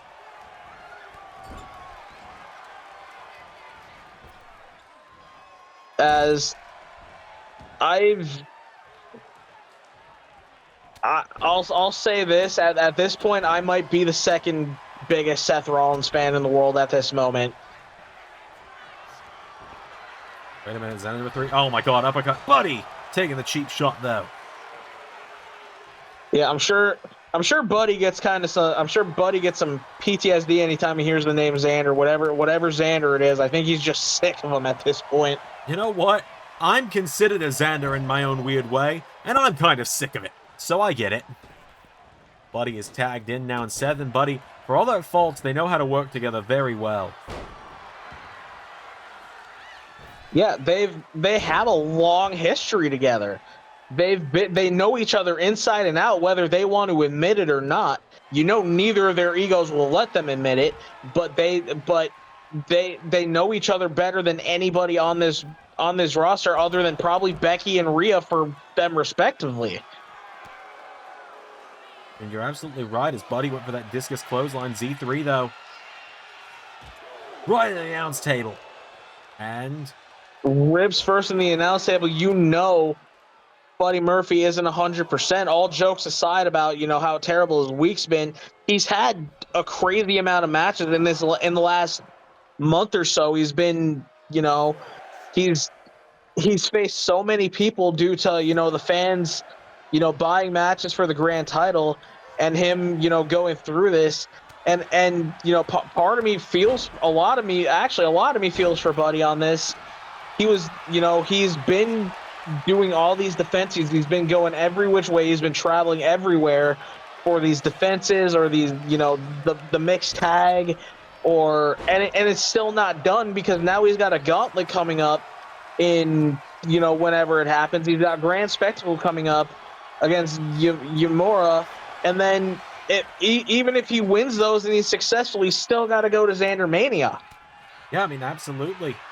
The guy has just been putting in the work. He's, at this point, the hardest working grand champion there's been, and that's in part because of just the fact that, you know, Zander went through what he went through and lost the title to him. But now Buddy, hold on, could finish this in quick fashion. Wrap the joke up, please, and thank you. Murphy's Law, and Flammer hates us, apparently. Wait a minute. DDT. And the thing about Z3, he's a great in-ring competitor. Annoyingly That's so. the thing that pisses me off the most. Well, Flammer is in. Catches Buddy, taking out the leg now. Flammer. I feel like I hate that Z3 is an incredible in-ring competitor, for the exact opposite reason that I hate that fucking Blackstone is an incredible in-ring competitor. Because despite the jokes that I make about Z3 is a good guy. As I've said, I've talked to Z3. I've hung out with him. He's a good dude. It's just he gets these moments, like being with Flammer and having Flammer throw herself at him, and he gets a big head about it, and he doesn't shut up about it. Blackstone, whether he has a woman throwing herself at him or not, is an asshole. It's very true. Now Flammer and Z3. Oh, with the big kick. And Buddy Murphy taking the splash in the corner there. Z3 going up top. And a swanton bomb. No shot. No actual shot. Seth said the exact same thing. Z3 and Flammer working together here against Buddy in great fashion, but Buddy catching the super kick. Uh-oh. Leg trap German suplex. A hold of him now does Buddy Murphy, and Buddy Murphy. Z3 into the corner now. Tag is made back to Seth. All right. Whip off the ropes. Double shoulder tackle. Swing blade. Seth heading up top now. Frog splash. Z3 to Z3 out of the way. Z3. No, Flammer's Seth in. kind of, Seth kind of shot a look at Flammer like, this is your man? And well, Flammer. And he's saying, yeah, that's my man. For better or for worse. Better or worse indeed.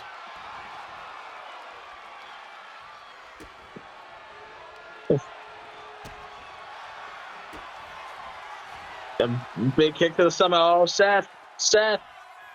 Oh, I had a feeling we were about to get another text from a certain head of the board there, but luckily Flammer blocked it and saved us the pain.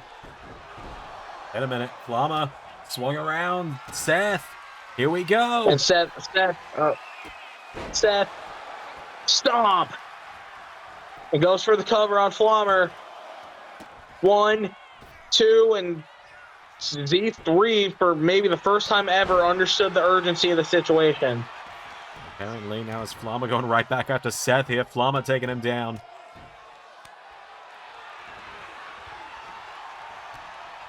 You know, Flammer has the right idea here. She's got to stay on Seth. She's got to land big shots.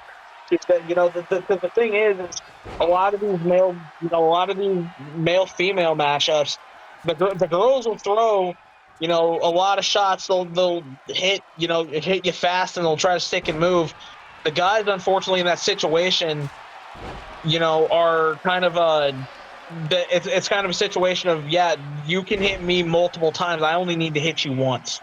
There you saw Z3 with a oddly smart move, just tagged himself in against Flammer, but oh no. The problem with that is I'm not sure either of them were too terribly mad about that. And Buddy with the B trigger. Good night. 1, Dumbass, 2. no! Stop the fucking pain. How the hell did he kick out? Your guess is as good as mine, Doc. You know.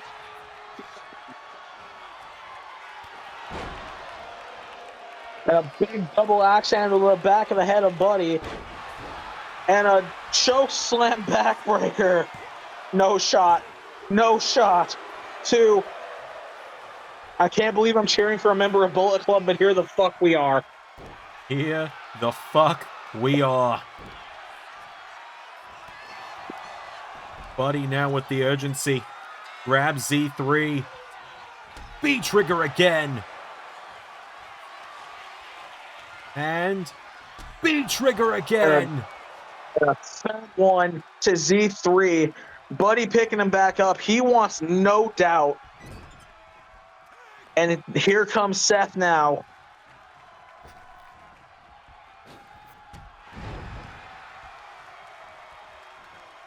Oh, but Flammer is in.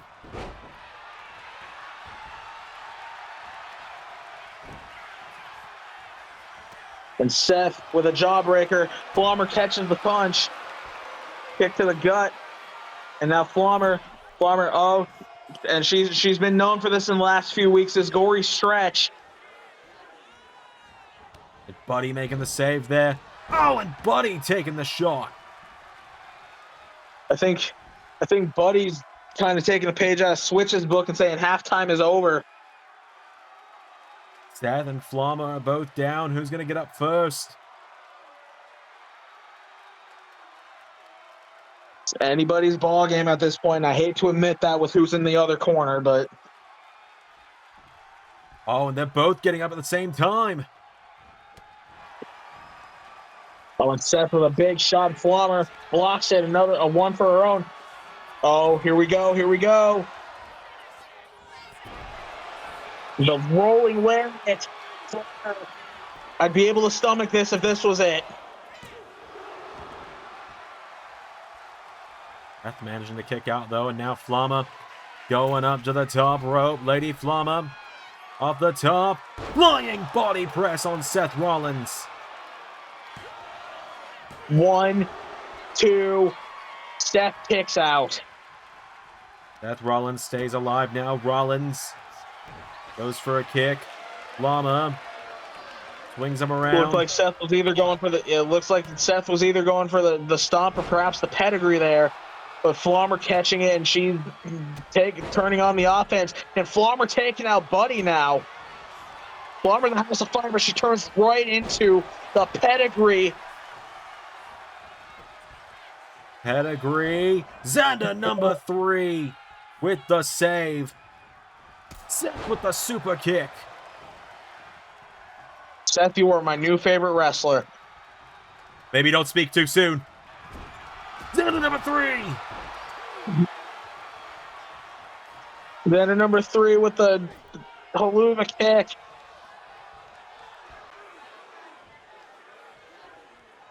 Seth is down. Flammer.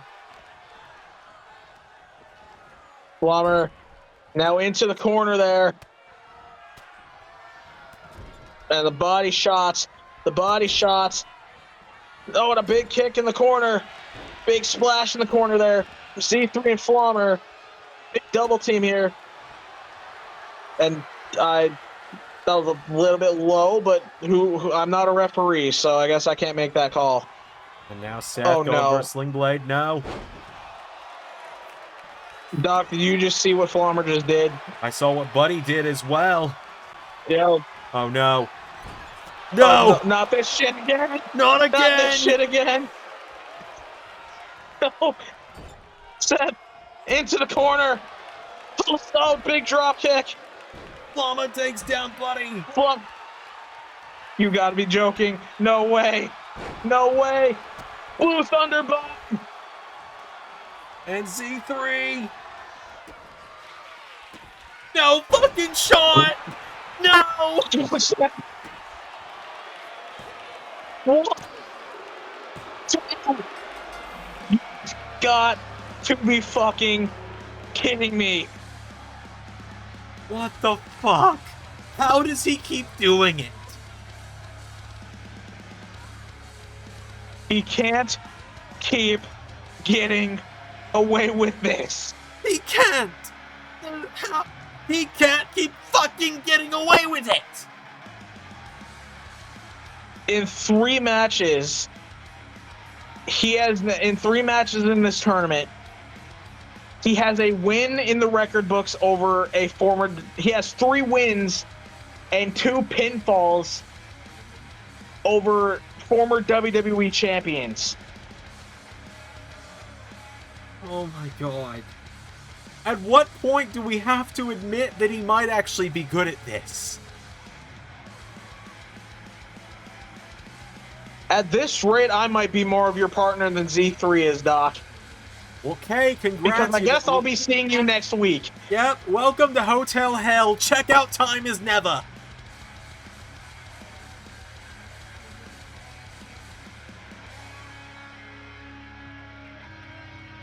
Well, Duck, you ready to hear my beautiful voice next week again? Every week, apparently. Every week, apparently. Oh my god. He can't keep fucking getting away with it. Z3 just won a main event against possibly the greatest of all time in LS11 universe. 2 of the because greatest. That's just what we do here. Yeah. Two of the 3 most matches. 2 of the men with the 3. 2 of the 3 men with the most matches in LS11 history. Oh my god. I want to vomit. Z3 just beat 2 of the 3 of the men who have the most matches in LS11 history. Fucking roll the... Excuse me, Doc, I'm gonna go vomit. Thank God this was the main event. Roll the Patreon thing. I've been the doctor. I've been KJ Elliott. And that was Universe. Roll the fucking thing. Play Carnold's voice. Get us out of here. Special thank you to $10 and above Patreon backers JJ Gyllenhaal, Tech Nizzle, Harry Willits, and Jeremy Bird. Patreon is the best place to support Zander and all of his content across all channels. Join today for bonus content across every channel in the LS11 family. Yeah!